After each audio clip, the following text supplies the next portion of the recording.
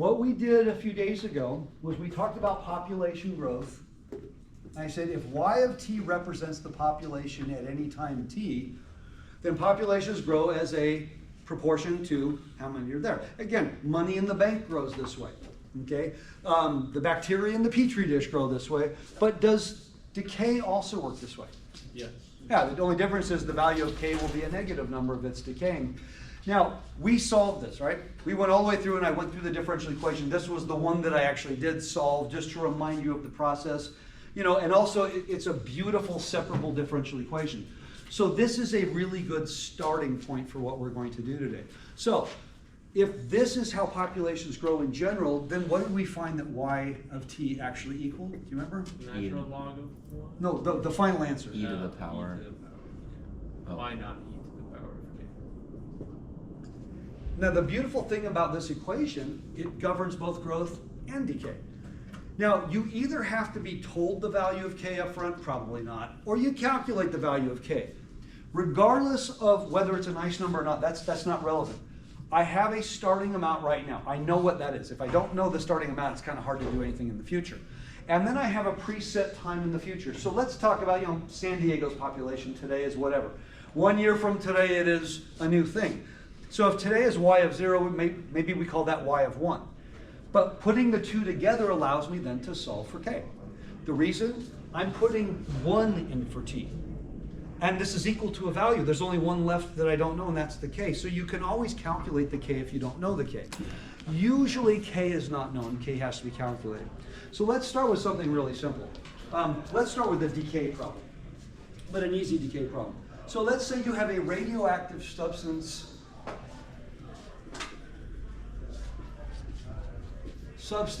that, let's say, loses, I don't know, let's come up with something really simple. It loses 10% every 2 hours. So I have a big hunk of stuff, and every 2 hours, it loses 10%. How long before there's nothing there? Never. There will always be something there. Will there be a point when I just can't see it because it's so small? Yeah, but there will always be something there. It's never completely gone, but it will get less and less and less and less. There are several questions I can ask. I can say, for example, how much will be there in 4 hours? How much will be there in, pick a number. How long do I have to wait till half of it's gone? That's a harder problem, by the way. Solving for time is always more difficult. Does that equation still govern this problem? Yes. Yes, it does. Okay, it absolutely governs this problem. So let me give you a starting amount. Okay, let's suppose there's a lot. So let's suppose there are, I don't know, let's say 1,000 milligrams of whatever it is. Okay? How much remains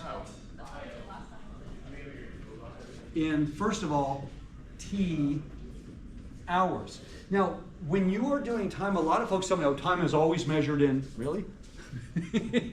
Always measured in? When we're talking about human population, what do we typically use for our time? Years. Years. If you're talking about, some really unstable, plutonium or something, nanoseconds or something like that.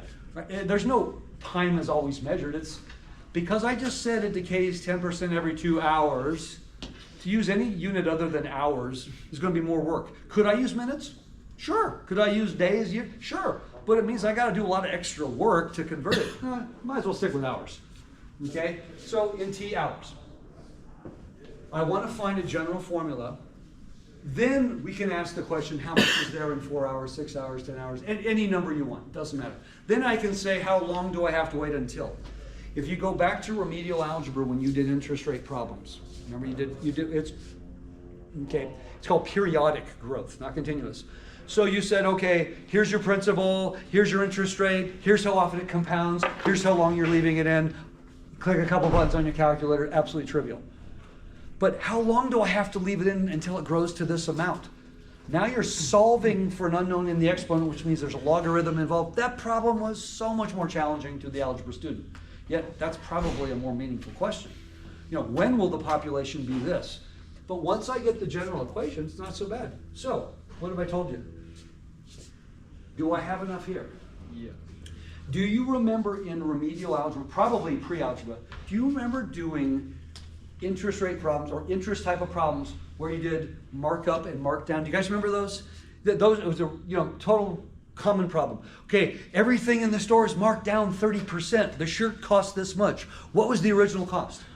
Everything in the store is going to be marked up 20%. You remember doing those things? I call them markup, markdown problems. And why they troubled everyone, because the amount of the markup or marked down doesn't appear anywhere in the solution. See, if I mark down something 30%, there's no 30% anywhere in the calculation. It's how much is left if I mark it down 30%. You're going to eat 30% of the birthday cake. What am I going to see in front of me? 70% of the birthday cake. In other words, the calculation involves 0.7. If I marked it up 30%, where do I see 30? I don't. I see 130%. Do you remember that? So markup, markdown, you always started at 100% and went up and down. But if you didn't know that, you do something whacked. I just said we're losing 10% every 2 hours. So where does the 10% show up in the calculation? Nowhere. Nowhere. What will? 99. What do you have left after 2 hours? 0.9%. 90%. Everybody got it? So that's the first rule of thumb. You go, oh. If it was growing 10% every 2 hours, the same thing. I don't see 10%, I'd see 110%. So 2 hours from now, I'll have 90% of what I have right this moment. Everybody cool with that? So right now, is it safe to say, or sorry, not y of t, y of 0. Y of 0, I chose a nice round number, it's easy. Y0 is 1,000, okay? 1, 2, 3, 4. 1, 2, 3. There we go. Almost there. What is y of 1? 900. 900. Oh, wait. Does 1 mean like 1 hour? 1 hour, yeah. Oh, okay. Because we just said Okay. our So unit it's- of measure is so in it's hours. not 900. Do we agree that in 1 hour we're going to have 900? No. No? Because it's after 2 hours that we. Oh, I'm sorry, thank you. I can't see it from here, sorry. Y of 2, thank you. No, that wasn't a trick question, I just can't see the board. Do you all agree that it's 900? But in terms of an equation,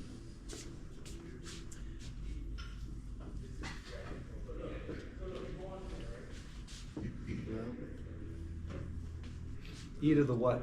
Oh, you do the K to. Or just 2k. So if you want to say 9/10 or you want to say 0.9, it really doesn't matter. I'll just say 0.9 equals e to the 2k. So 2k equals the natural log of 0.9. So ultimately k is half of the natural log of 0.9. Now, the universal error that all math and science students make is they pull out the calculator about right now and they calculate this amount, which means no thing you write the rest of the way for the rest of your life will actually be correct. It'll be close. K is a coefficient, and no matter how many times I say this, people pretend like they've never heard this. In every math and science class you've ever had, you never approximate a coefficient. If I asked you to find the area of a circle using pi r squared, do you give me a decimal value for pi and then square r and multiply them out? No, you use the pi key on your calculator and you can round off the result.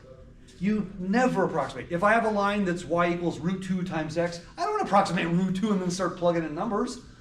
That makes no sense. I will never be right in any situation, and no decimals I report will ever be accurate in the last place. Ever. It's impossible. You are calculating something that's going to go into an exponent. It's probably the worst time ever to round it off. You are now ensuring a great degree of inaccuracy. No. K is a logarithm, and K is going in the exponent. Guess what's always going to happen?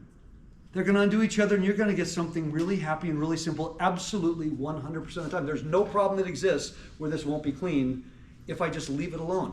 So put the calculator in another room when you start doing the problem. Avoid the temptation of telling me a decimal approximation that is utterly meaningless and will not result in a correct answer in the end. Yes, I'll be close. No, I don't want to be close. I want to be exactly correct. So if I put this in the exponent, I'm going to have e to what? The 1/2 log 0.9 t. And I'm going to remind you of rules of logarithms. How about if I rewrote that as e to the t over 2 times log 9. Is that correct? Yeah. Now, if you've been in my calculus classes, you know this one. If I'm doing log of, u to the n, there's a rule here. You guys all know the sound it makes. How many have seen me do this before? Oh, many of you. Okay. That's what all logs do. I want to go the other direction. It's really hard to do this in reverse. I think that's how it sounds. Yeah. I now have e to the log of something. The answer is the something. And it will always be this clean, it will always be this simple, no matter what the question is. It will never be difficult, it will never be complicated. Never had to pull out a calculator. The e and the log just undid each other. There is no reason to even pull out the calculator at this point. We got it?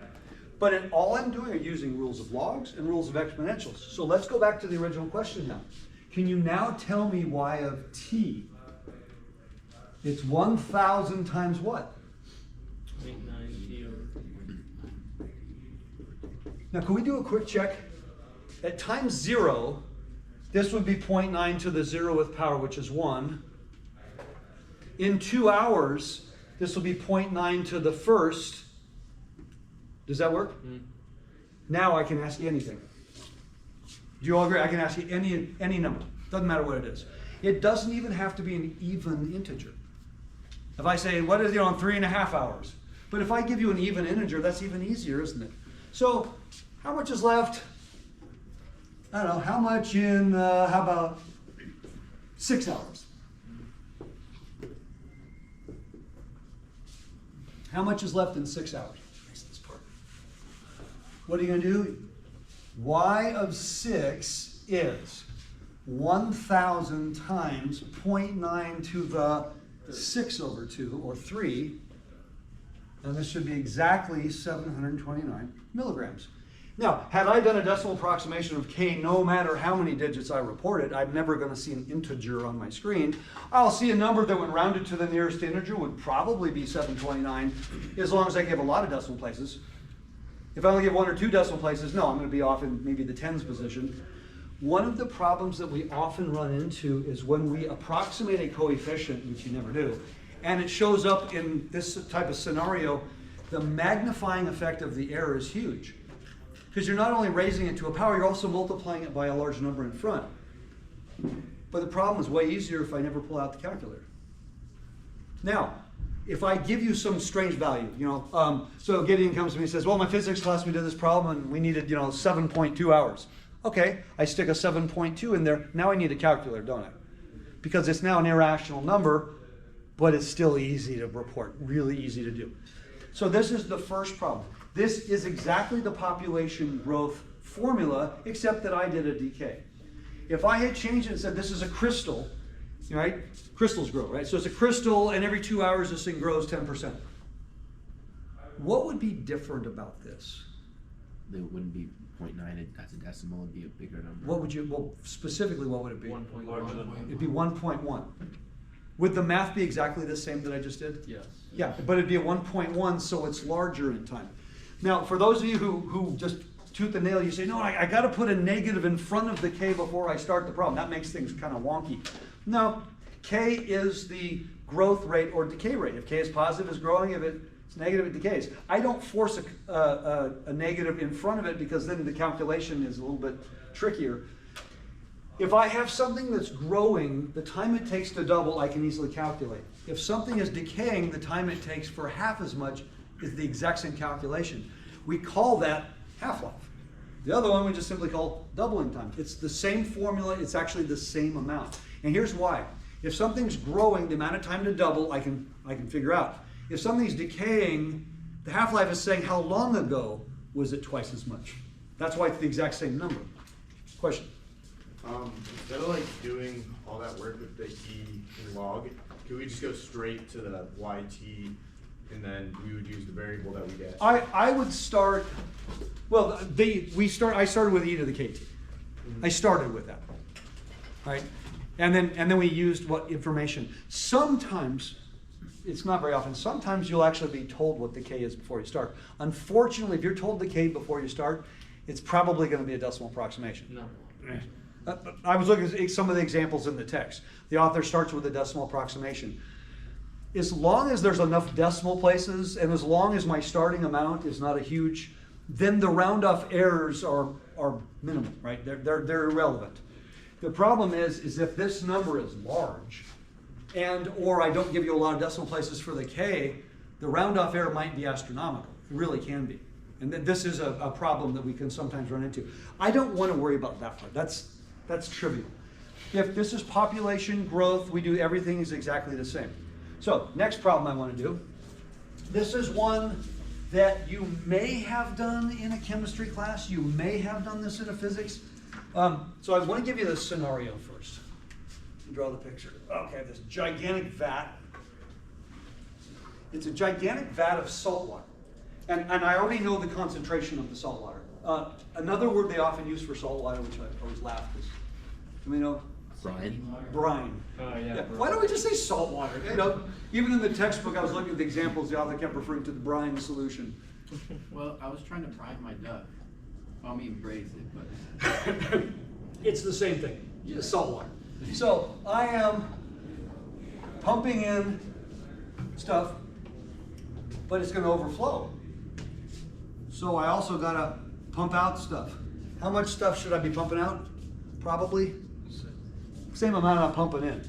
If I pump out more, they'll eventually run out. If I pump out less, they'll overflow. So the outflow. This is kind of a weird one, but this one always makes me think of something. You're at a fair. You're at some place, you know, like Del Mar Fair, or some place where there's, you know, outside food court, old fashioned. You have the drink.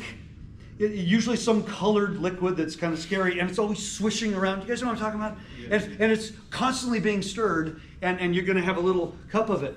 Well, what they're doing is they're constantly mixing it because they're constantly adding new solution to it, and then they got to make sure they put water. But it's constantly being mixed. What I found was, you know, found out the wrong way. When the thing got kind of low and you got a drink, woo, pretty dense, because they're not always taking time to make sure you're constantly replacing. But here's the thing. I'm pumping in saltwater solution that's of a different concentration. Now in remedial algebra, you guys probably did this problem. They're called mixture problems. It's kind of like saying, you know, I have two investments, one at 8%, one at 12%, and at the end of the year, here's my interest, how much in each? Remember doing that? Or at the theater last night, we sold 1,000 tickets. You know, adult tickets were $12, child tickets were $8. Here's how much money we made. We worked backwards to figure out. Well, the mixture problem was, and they would use it in chemistry, I have a 30% acid solution and I have a 60% acid solution, and after mixing them, I end up with a 40% acid solution. How much of each type? Does that ring a bell? These are remedial algebra problems you did.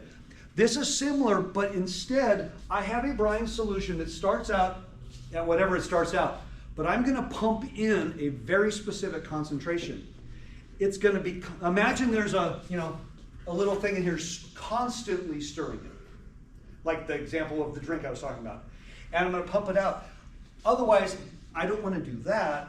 I want to pump it in. It's constantly being mixed, and it's constantly being pumped out at the same time.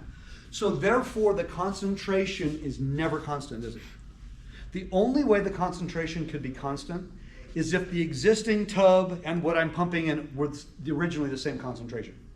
So let's assume they're not. In fact, you could even make it simpler. Let's start with this thing being pure water.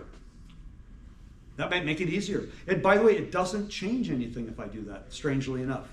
If I start with pure water and I start pumping in a saltwater solution, after 1 second, it's no longer pure water, agreed? And the concentration will constantly be getting more and more and more. What if this is really, really salty saltwater? I mean, like Dead Sea saltwater. It's so salty. And I'm pumping in pure water. Or I'm pumping in a very mild saltwater solution. It's the same thing. Now my concentration will go down, but it will never be zero. Why? Because I'm never going to get rid of everything I started with. I'm just going to keep lessening its concentration. So I want you to picture that. So let's let A of T is going to equal the amount, A for amount, of salt at time T. Now, to make it simple, this thing here is huge, so we're going to measure the salt in pounds. Okay? How many pounds of salt? Not in volume, but in actual weight density. Okay? And let's see. The original thing has 300 gallons of liquid when I start this process. I'm going to input at 3 gallons a minute. Okay.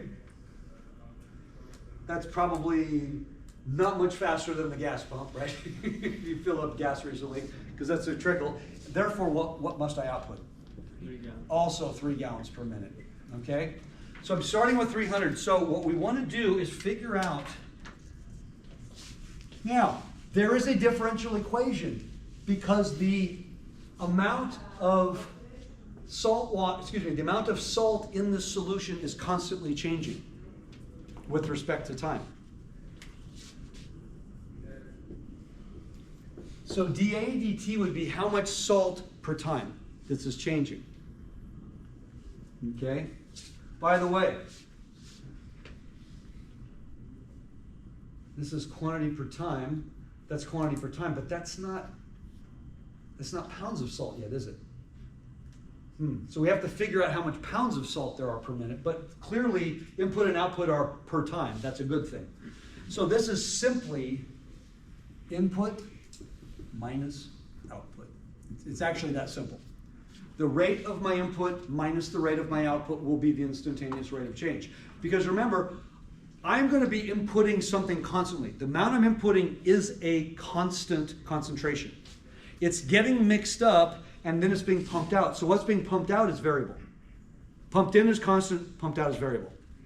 The only way they can both be constant is if I start with the same concentration that I'm pumping in, and that's not going to happen because that's boring. That's just so not cool, that problem, right? It's a little too easy. Okay, so what I'm going to pump in, let's say, hold on. I'm going to, my input, let's just pick a number randomly. Let's say that it's really, really salty. And I don't know if you've ever put salt in water and tried to mix it together. It's actually not that easy. You know, I've tried to drink salt water before. God, that's the worst thing. So let's say the concentration of the input, let's say, is 2 pounds per gallon. That's really salty. Has anybody ever tried to make, drink salt water? You know, you get a glass of water, put some salt in it. Does it mix easily, or does a lot of it just fall to the bottom? Yeah, it doesn't dissolve really. So this is really, really salty water. Okay, that's my concentration. Therefore, if that's my concentration, then what exactly am I inputting? Wait, I'm sorry, how did you find that concentration input? No, It was just given? telling you. Okay. I'm telling you, that's what I'm putting in. I have 2 pounds per gallon being pumped in at 3 gallons per minute. So therefore, my input is what? 6 pounds per minute. 2 pounds per gallon times 3 gallons per minute. That's 6 pounds per gallon. Are those the right units? No. Yeah, it's weight density. Wouldn't it be Time. pounds? I'm sorry, per minute. Sorry, per minute. It's weight density per time, which is exactly what I need it to be. dA dt is in pounds per minute. So that's a good thing. Now the tricky one is your output.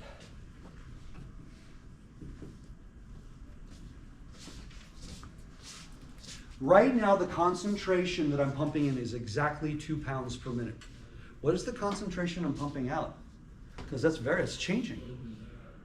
Equal to the concentration of any given time. Okay, A represents the amount of salt. By the way, the amount of salt might be 100 pounds for all I know. A represents the amount of salt in this thing at any given time, and that's constantly changing. A represents the amount of salt. So what would the concentration be? It'd be A divided by The amount of 300. Agreed? That would tell me pounds per gallon. Remember, we started with pounds per gallon. So this would be A pounds per 300. All right, that's pounds per gallon. Agreed? And it's being pumped out at what rate? 3 gallons per minute. 3 gallons per minute. Here's one of those times writing the units is very useful to make sure. So what does this come out to be? 3 gallons cancel. So this would be basically 1/100 A pounds per minute. Is that a good thing? Yeah, it's the same units. No part of this process is complicated, but because there's a lot of little pieces, if I leave one out or I miss one, it's going to change everything. So what is my input minus output right now? Now it's understood. The units here are pounds per minute. This was pounds per minute. This was pounds per minute. I can stop writing the units now. I just had to make sure they were all the same units. Otherwise, this won't work. So what is my input? 6 pounds per minute. What's my output? Minus 1/108. Pounds per minute. Boy, never seen one like this before. I don't know, what if I rewrote it like this?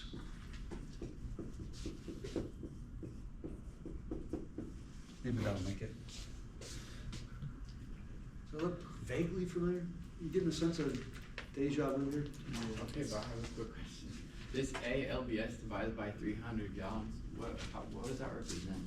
That represents right now, what is the concentration of my entire, I don't know what you call it, that. I have 300 gallons of solution in here. Oh. A represents the pounds of salt. So A over 300 is how many pounds per gallon I have at any moment. Remember, A is not constant, A is constantly changing. I said, if it makes it easier, we started off with fresh water. So at time 0, A was 0, but after a few minutes, A's got a lot of salt in it because I'm pumping in salt. A is changing constantly. That's why I don't have a constant where A is, I have A of T. Is everybody cool? Does that look familiar? What is that? First order. It's first order linear. Oh, well, that's not so bad. I think I can solve that one. I can erase this. Since most of you have had chemistry and things like that, the nature of this problem isn't that unfamiliar. You may have never been asked the question, but you certainly have you have a big picture view of what's going on here. So if this is first order linear, then what's my integrating factor? E to what? E to the n to 1/100A. Well, in this case, Oh, the dt. Now, because my independent variable is time, so that's just going to be e to the 1/100th t. Oh, okay. All right. So start by multiplying both sides of that. So I've got e to the 1/100t dA dt plus e to the 1/100t times 1/100th a, and that equals 6e to the 1/100t. I did it correctly. This has to be the derivative of what? Of mu times a. So e to the 1/100th t a. So this is always checked. First times derivative of second, okay. Second times derivative of first, my chain rule factor will be 1/100th. Okay, life is good. And now I want to integrate both sides, so I'm not going to bother writing an integral. That's the antiderivative of the left. This is the antiderivative of the right. Now, I have a coefficient in my exponent. It's got to show up as a multiplier of 1/100th, or is the reciprocal of 1/100th? Remember, derivative, it'd be the number. Antiderivative has got to be the reciprocal. So what is this antiderivative? 100, 600 e to the 600 e to the 1/100th t plus c. And the plus c actually does matter, by the way, because we know it's going to show up in the final answer. Can I go into races? Yeah, that's okay. I'm running out of room here. I'm writing bigger than usual. So here's what we got so far. I'll rewrite it over here. E to the 1/100th t times a equals 600 e to the 1/100th t plus c. My goal was to find a. I like this. Those cancel. Plus what? c over, well, c Well, can times I e just- to the negative 1. Yeah, I'm going to be lazy. Put it like that. So far, so good? Question? Isn't this normally when we like label the constants like C1, C2? Well, in this case, we actually don't need to, because this showed up outside. If it showed up in the exponent, yes, I would do that. Okay. Because I'd add an e to the c, which is another c. Now, what didn't I tell you in this problem? What didn't I tell you? I didn't tell you the starting concentration. What I said was a very likely one. I said it could be fresh water.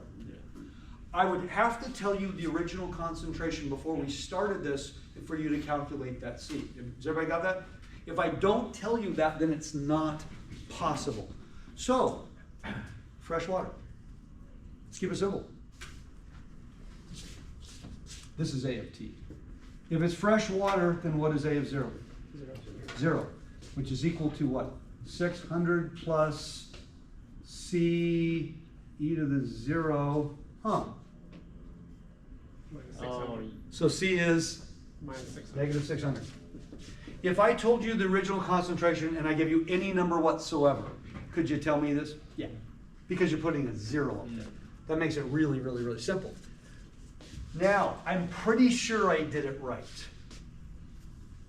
By the way, you know that's not good enough. I said, fresh water, okay, that's cool. Now, at time 0, we have none. I hate to say common sense in a calculus sense, but hopefully this makes sense. Regardless of what the original concentration was, I'm pumping in at 2 pounds, I'm sorry, where is it? I'm pumping in 2 pounds per gallon. I'm pumping in 2 pounds per gallon constantly. Think about that logically. I'm constantly pumping, regardless of what the original concentration was. Heck, this could be a block of salt, but I'm pumping in 2 pounds per gallon. And I'm doing this, not for a day. We're doing this for 1,000 years. Won't it look like 2 pounds per gallon after a while? In other words, that's a limit. That's what I'm trying to get you to see. As T grows without bound, this is very important. As T grows without bound,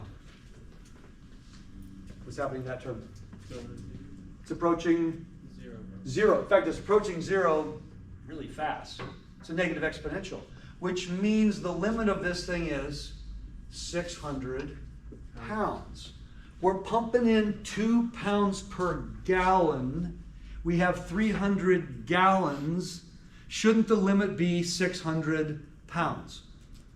Now, will I have 600 any time in a finite amount of time? No, but that would be the limiting effect.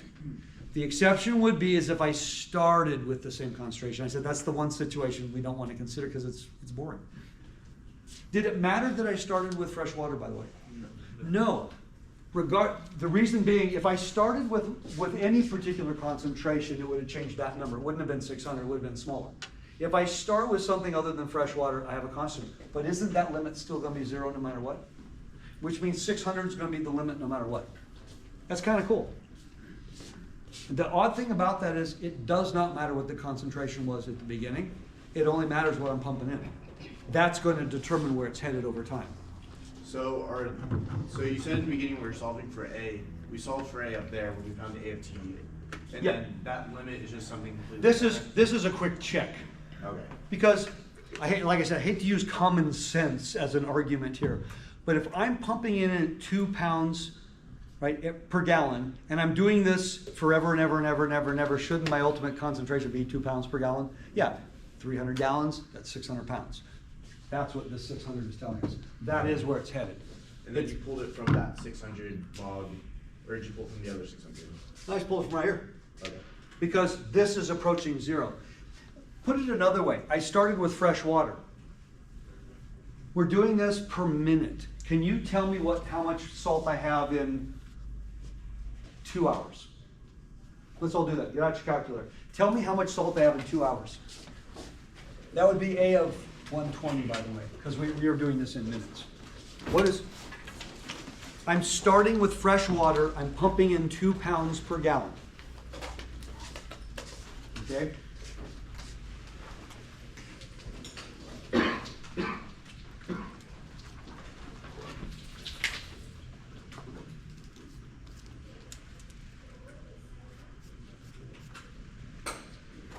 what you got. We're starting with fresh water. In 2 hours, how much salt do we have? Tell me when you get a number. 419. 419 point something pounds per gallon, or excuse me, pounds of salt. Whoa. I started with nothing, and 2 hours later I have over 400 pounds of salt in my system. Okay, that was in 2 hours. How about in 24 hours? That would be A of what? 36. Minutes. 24 hours. So now do A of 1440.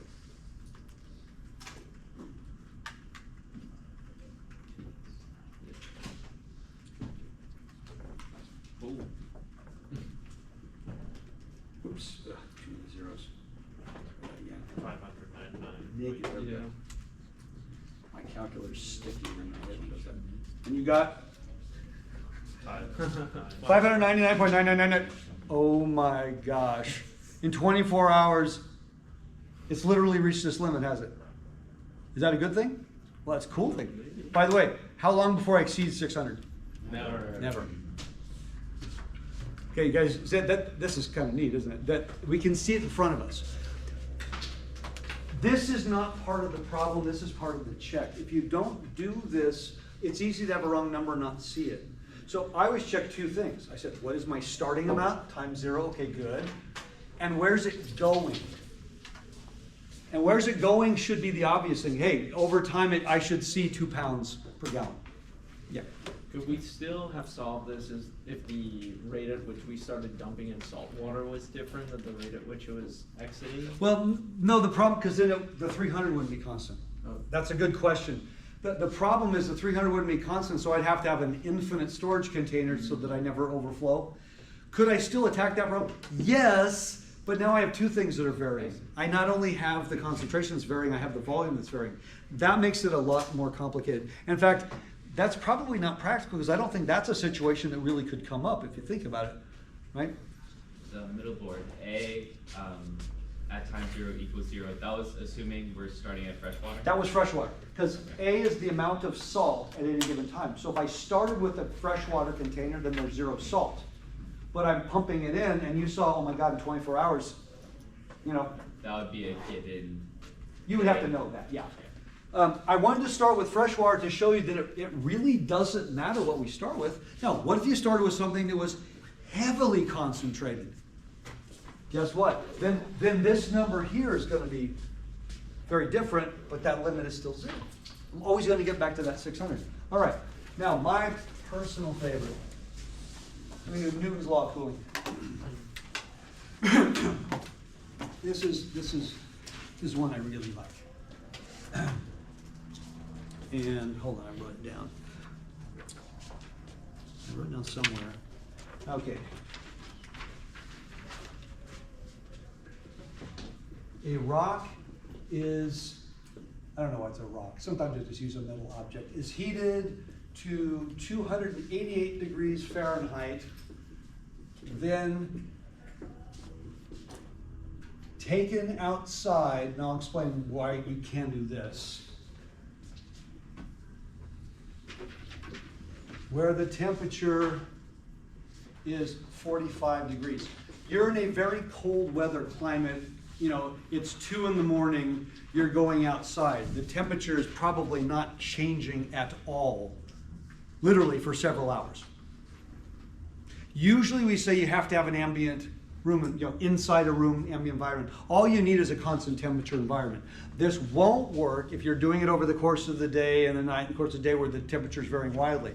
You're in a cold weather climate where it's going to basically be this cold for a while. Okay, it's not forever, but for a while. Okay, so if you ever go outside at night and you go, gosh, it's really cold. The temperature might only change a couple of degrees for the whole rest of the night, and then it's going to warm up, later on in the morning. I want to make it more like that. It feels artificial if I say you got to stay inside. We're going to set the room temperature. Nobody can leave or open the doors, because that scientifically would make it really cool, right? But it feels unrealistic. Okay, 10 minutes later, the rock is 126 degrees Fahrenheit. Okay? You know everything you need to know. I would like to find the temperature at any time t, and then I would like you to do a reading sometime in the future, like 20 minutes in the future. It doesn't matter. But it's got to be a short time in the future. The reason it has to be a short time in the future is because if I go too long in the future, the difference between the rock and the outside temperature won't be much. Remember I talked about the hot cup of coffee. If I put the hot cup of coffee down and an hour later I go to measure it, it's going to be decimals away from the room temperature, isn't it? In fact, I might not even be able to distinguish it from room temperature. I waited too long. Remember, we talked about this. I'm not going to go through the whole thing. It's asymptotic. It's asymptotic to the ambient temperature. That's what it has to be approaching. But if I wait too long, it's gotten too close. And the problem with getting too close, it's almost a horizontal tangent, meaning the change comes very little and very slow at that point. So it's really hard to do anything. So that's one of the problems with any time you're talking about exponential growth or decay. When you have this type of asymptotic situation, it makes readings difficult because you don't see much change. Okay? So if something's decaying at a very slow rate, and it's, and I wait in the future and I see almost no degradation, it's really hard for me to figure out a rate of decay. I have to have unbelievable precision in my instrumentation, which you probably won't. So in other words, you can wildly differ on times. And that is actually a problem in science. It's a huge problem in science. We're trying to measure the age of something with basically, the same kind of thermometer you took your temperature with. That's what I'm talking about. Really, really crude measurements. We can be off by quite a bit. I remember reading a report one time, I just laughed because of the difference in measurements. The same rock. Somebody came up with it was 5 minutes old, and somebody else came up with it was 5 trillion years old, which both are absurd. Using the same data, but different ways of measuring it, because one had really crude data, one had much better. But the problem was they agreed that neither one of those were even remotely close because there were way too many assumptions they were making. And, so I don't like using it for that kind of stuff. This is in motion. It's a lot easier. Things are changing. So if you remember, there's a differential equation. If we call, and I use capital T.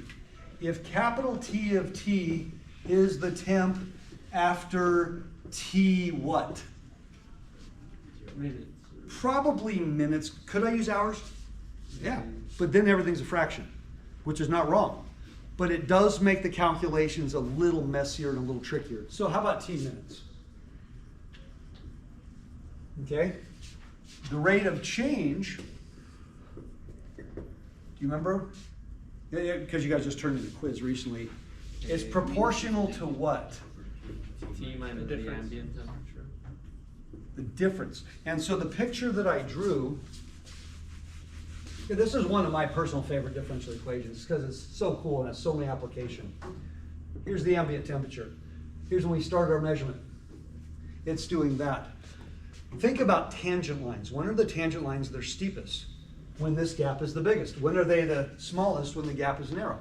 So the rate of change, which you could think of as the slope of the tangent line, right, is a scalar multiple of that difference. So the closer this difference is to 0, the slower it's going to decrease in temperature. So we want to solve this problem. It's not complicated, by the way. Now, what am I given in this? What am I given? The ambient. I'm given the ambient temperature. What is that one? 45. That's the 45.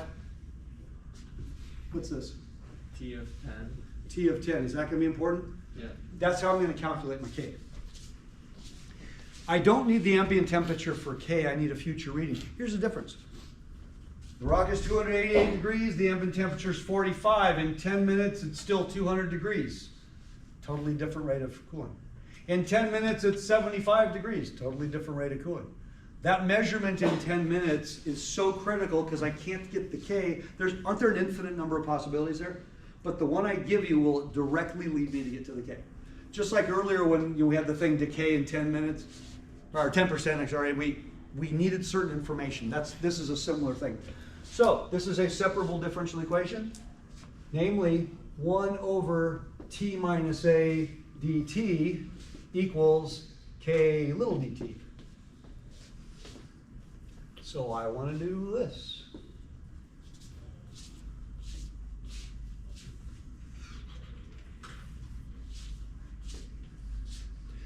This was a common problem today in my calc too. We kept dealing with things because we've just recently been doing partial fractions decomposition and such. And this type of problem is probably the most common one. Your denominator is x minus 3, and now I got 1 over x minus 3. And I remind them, yes, you can do a u substitution. Your u would be t minus a, and your du would be 1 dt. When your chain rule factor is a 1, there's no problem that exists that you actually have to do a substitution. You can always just integrate that. If anything, it's a shift.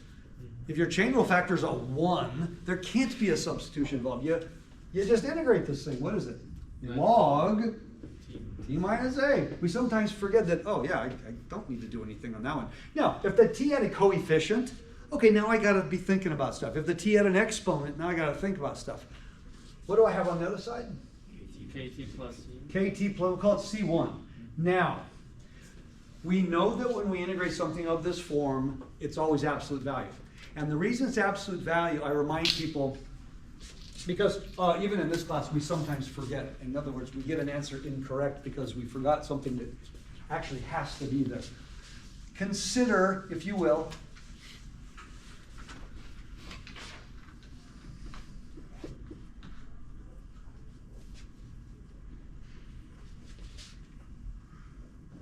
okay? Agreed? Look something that-ish. All right. What's the domain of what? Or call it f of x if you want. What's the domain? Can't be zero. All reals but 0. If you have a function and you differentiate, you cannot change the domain unless your domain was a closed interval. In other words, think of the square root function. You lose the endpoints because you're not continuous or differentiable at an endpoint. So if the domain of the square root function is 0 to infinity including 0, the domain of its derivative is 0 to infinity open. The only thing you can lose through a derivative is an endpoint. You can't lose anything else ever. There's no such thing. Well, when you're integrating, you definitely don't lose things. You don't gain things, but you absolutely can't lose anything. That's not possible to lose any part of a domain unless you screw it up. I just lost half the number line, didn't I? That's why that has to go there. We sometimes forget, you were told that in Calc 1, I hope. The reason the absolute value has to be there is because otherwise I've lost half the domain. The original function was defined everywhere but 0. The antiderivative is defined everywhere but 0. Plus, is there any problem with me asking you an area problem over here? No, but that means that I would have negative limits of integration, wouldn't I? Which aren't an issue here. Would be an issue without the absolute value. So, I have to have absolute value in the antiderivative. Now, think of the problem. T minus A. T is the temperature of the rock. A is the ambient temperature. Tell me about T minus A. Positive. It's always positive. So can I now drop the absolute value? Yes. Yes. But you can only do that if it's always positive. Okay? And we sometimes forget that. So if I'm doing a simple, u sub and my denominator ends up being something like a sum of squares. So I have the natural log of a sum of squares. I don't need absolute value. That's strictly positive. But most of the time, I probably do. So in this case, the reason it's important to ignore it, because we want to exponentiate both sides. I want to be able to say t minus a, not the absolute value of t minus a, just t minus a. But you had to somehow take intuition to figure that out. Well, no, because I'm cooling. I'm approaching the ambient. Because what if, remember the other one? I think I talked about putting the stake out and burning up the atmosphere and all the oxygen. Remember that problem? So either we cause an earth freeze ball of ice, or we cause the oxygen to catch fire, ball of fire. Well, in that case, T minus A would be negative, wouldn't it? Oh, right, if the temperature is frozen and I'm approaching the ambient temperature. Okay. So that one I have to do a little bit differently. Maybe that one I do A minus T. In other words, I have to do it in such a way that I don't have an absolute value in my result. Question. If for some reason we didn't want to ignore, assume that it's positive, and we wanted to cover all cases, but we also wanted to exponentiate, we just split it into two problems. Is that the way to handle the You could absolute say value? if T is bigger than A, if T is smaller than A, absolutely. Okay. Because there's not going to be the same formula. Because if T is smaller than A, then T minus A is always negative. Oh, so I really will have a hard time solving if it's within an absolute value. So if T was smaller than A, I probably want to write it as A minus T, because then that would be positive. Because I really don't want the absolute value, so when I exponentiate, I don't want an absolute value left, because now I do have to consider cases. Too much trouble. But we're just doing Newton's law of cooling. You know. You with me? So when you're asking about the C, this is the multiple C rule. Don't carry, if C1 represents any real number, then don't write e to the C1 the rest of the problem. Just call it any other real number. The difference is, this C1 can represent any real number, positive or negative. Strictly positive because it came from here. Okay, that's kind of important, not because I'm going to force it, but if I make an error, if I end up somehow with a negative value there, I'll know something's not quite right. Now, in this problem here, what is our A? 45 degrees. Our A is 45. So could I say right now that T equals 45 plus C2 e to the KT? Can I say that right now? Okay, is this good enough to finish the problem now? Can we solve everything? Solve for K. Well, I have two problems here, don't I? I have C2 and I have K. C2, let's attack that one first. What is T of 0? 288. 288. And that equals 45 plus C2 e to the 0. Do I know what C2 is? Yeah. Everybody see that? Ah, C2 was easy. So now where are we? We're one step closer. Now I can say that T is 45 plus 243 e to the KT. T is our variable. I'm not worried about T, it's the K that I need to find. That's a lot better, isn't it? Quick check, at time 0, I'm 288. Okay, good. That's a good thing. Now we go back to the part where T of 10 is 126. No part of this process should be challenging, but if I go too fast, by the way, just so you know, this question you're doing right now, this was on Calc 2, Quiz 2 this semester. They did this on the second day of class. This was their Quiz 2. In fact, I have the key right here. Because we went over it in detail. You guys are learning how to model differential equations, so I'm really treating today as the first day you're doing it. But they actually went through, and the most common mistakes were not calculus errors, just really bad arithmetic. I mean, literally subtracting incorrectly right there, therefore it completely changed. It's like, of all the errors to make, the arithmetic error, not getting 243. Actually, I had several people not get 243. It's like, it's hard to imagine, but if you're going too fast. So we have everything we need. So now, follow along. T of 10 is 126. Agreed? What does that equal?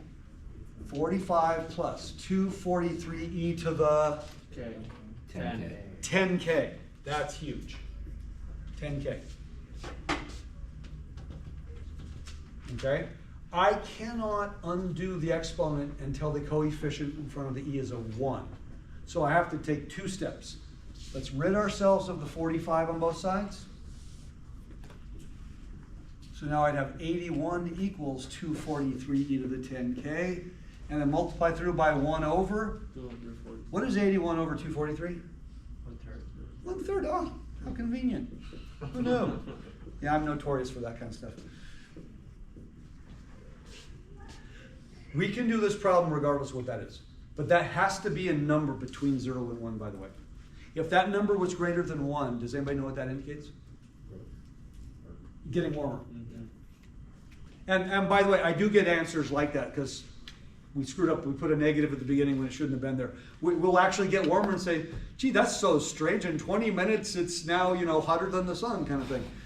I really should be approaching the ambient temperature, just so you know. All right, let me erase this. So let's finish this. 10K equals log of 1/3, which, by the way, is a negative number. So K is 1/10 log of 1/3, which is a very small negative number. Where does the K go? In an exponent. So I'm just gonna do the k part. So right now, my exponent is actually 1/10 log of a third times t. Here's what I'm gonna do. I'm gonna write that as t over 10 log of a third, so I can write it as the other way. Y'all with me on that? Why do I want to write it that way? The E and the ln cancel out. They will undo, yes, they'll undo each other at that point. So it's going over there. So right now at this point, this is e to the log of a third to the t over 10. That's just a third to the t over 10. Does that feel familiar? Didn't we do a problem similar to that a while ago with something, radioactive decay? I said all of these are based on population growth, the very, very basic equation that dy dt equals ky. I'm using the same thing over and over again, slightly different context. Now, this is going here, so it still gets a coefficient. Can we now say t of t? Yes. So it's 45 plus 243 times a third. 81. What was it, t over 10? Before I do a single calculation, I'd really like to know if this is correct. Ooh. How do I know it's correct? Well, I actually have three things. I have three things. Okay. What is t of 0? It'd be 45 plus 243 times a third raised to the 0. That's 1, so that's 288. Check. What is t of 10? That'd be 45 plus 243, 1/3 raised to what power? 1. The first power. Oh, that's 81, that's 126. Oh, we're looking good.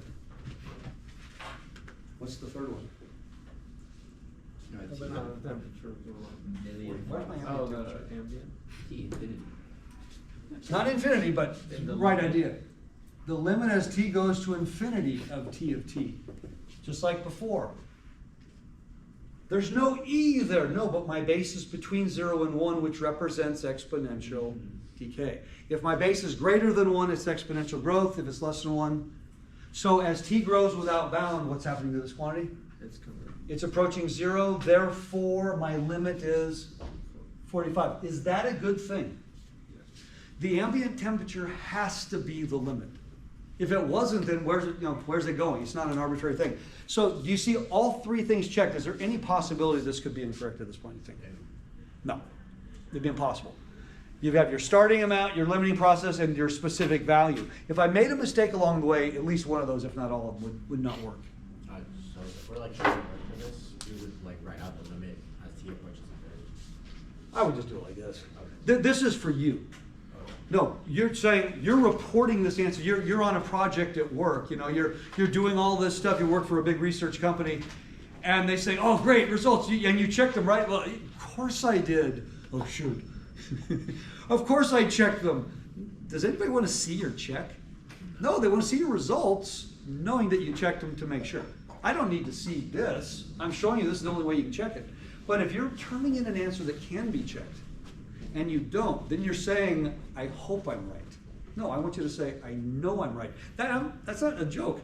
In math, if you have the ability to check an answer and you don't, you're taking a chance.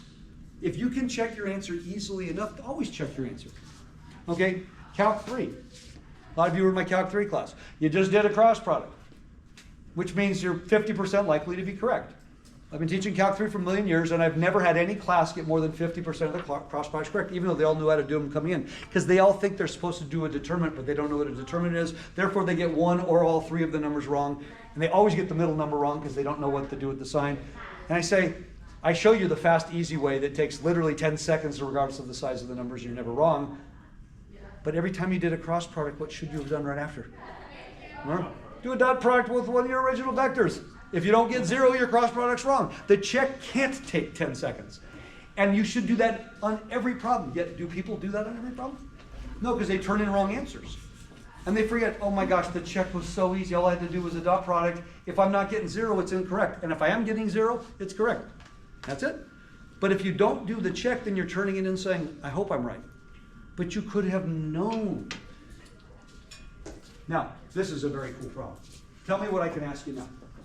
Find the temperature every time. Pick a time in the future. And I'm going to plug it into here easily enough. And the more complicated question. I don't want to pick up this rock until it's A certain a temperature. certain temperature. Okay. Did I talk about the uses of this, or did we just do it? Because I do in my Calc 2 and I forget. This is considered actually one of the most practical problems. Oh, for like forensic. Yeah, I know you've heard it in Calc 2. Did I talk about it in this class? No. Did I talk about the forensics and stuff? Okay, I'm going to give you a couple of simple examples where this is used. Now, I can't do all of it. This tabletop right now, pretend it's your grill at home. And every point on here is a different heat, right? No grills are constant. So there is a second order partial differential equation. Don't worry about it, you're not going to do it in this class. But there's a differential equation there that governs where the heat is. Okay? Heat leaves what it calls heat signatures. You can always tell. mentioned the arson, right? Yeah, so you have that. That's one of the areas this is used. It's also used to determine time of death. If the death is recent, did I mention that one? I didn't talk about that. I had in my neighborhood. This is weird. We've had 2 elderly gentlemen pass. Both of them were like in the 90 range. They died at home, and one of my neighbors found them. It was the same neighbor. I know people are always thinking the wrong thing. No, because he was taking them meals and stuff. Did he calculate the time of death? Well, here's the thing. They were in a constant room temperature environment. And so when the police come maybe 2 or 3 days after they died, it might not be the same day because he might not have seen them for a couple of days. If it's a short duration of time, we make one assumption. What was their core body temperature before they died? Now, this is a tricky one. Because were they healthy? Were they unhealthy? You know, were they feverish right before they died? But assuming they had a more or less normal core body temperature, which, by the way, does anybody know what the standard is now? For generations, it was always 98.6, but that hasn't been used in at least 20 years. Now in the statistics books, it says 98.3. Do you know my temperature has never measured 98 unless I have a fever? My temperature is generally 97.5, which is hard to imagine because I'm the glowing heat object in front. Yeah, my temperature is 1 full degree above. So the problem is it's not a universal thing. So if they make the assumption of a core body temperature of around 98, pick a number, then let's measure the body in an hour. And we can work backwards and say how long ago was it at this temperature. Now you see there's some assumptions that have to be made there, but can we get a reasonable estimation? Yeah. The problem is if we wait too long, remember? The room temperature. You're getting too close to room temperature, and an hour later the temperature may not have changed enough to measure it. So this only works for a very short period of time, but it actually is a very effective way. That's what the coroner does. That's exactly what they do.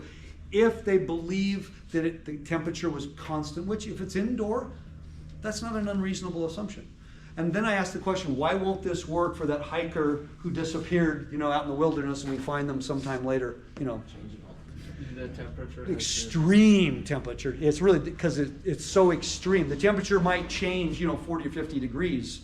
You're out in the hot sun, but maybe you're in January. So maybe it got up in the mid 70s, but overnight it was in the teens, that kind of thing. That won't work in that, so you have to do things the old-fashioned, gross, disgusting way. Cellular decay, rigor mortis, yeah. That one's more complicated. But this is actually unbelievable for very, very short term if you're still measuring. Now, my favorite example, and in Calc 2, I know some of you heard this. I know of somebody this actually happened to. There are certain places that will serve hot coffee at a drive-thru in styrofoam cups. And then you decide to put it between your legs while you're driving away. By the way, this has happened more times than you could imagine. So there was a certain McRestaurant, I won't mention any names because I don't want to get sued. A certain McRestaurant that, by the way, had paid so many, it was in the hundreds of millions last time I saw, in lawsuits, because they were serving coffee at their drive-thru, no joke, 140 plus degrees. Now, I have coffee every day. You can't drink coffee at 140 degrees, maybe 120. But they were serving at 140 in styrofoam cups, and people were putting them between their legs, wearing shorts, and getting third-degree burns as a result of the scalding and then turning around and suing the McRestaurant. Because two reasons. One, why would you serve it in a styrofoam cup? First of all, why would you put it between your legs? Having said that, a close friend of mine whose wife is a PhD professor at San Diego State did exactly that. Didn't sue, was too embarrassed. PhD professor, scalding, I mean, actually had to have skin grafts kind of like burn, really bad. Same thing. So what the McRestaurant finally did was they said, you know, if we figure out how long to wait after we brew the coffee before it cools down to a certain degree, and basically, first time I read this article, it was they did this. They figure out how many minutes and seconds literally to wait. Now I can serve the coffee at a temperature that is not going to cause severe burns if you decide to put it between your legs while you're driving away. I don't know, I think you gotta take some responsibility if that's you, you know. But it's something as simple as that. Because if it's this hot, but it's gonna cool down.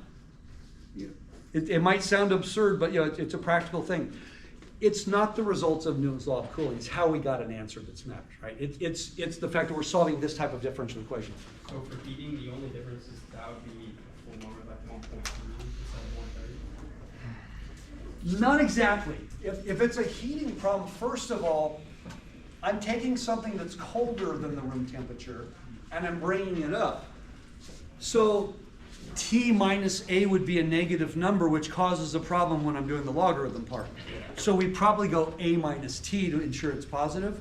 But now I have a chain rule factor of a -1 that I have to account for. There's a slight bit more complication, but big picture is it's going to look a lot like this. For some reason, that problem makes perfect sense and is valid, but we never really think of that one. We don't really think of bringing the frozen thing out and talking about its behavior. We talk about the really hot thing cooling down, right? That makes a little bit more sense. Okay, let's go ahead and stop that. You should do a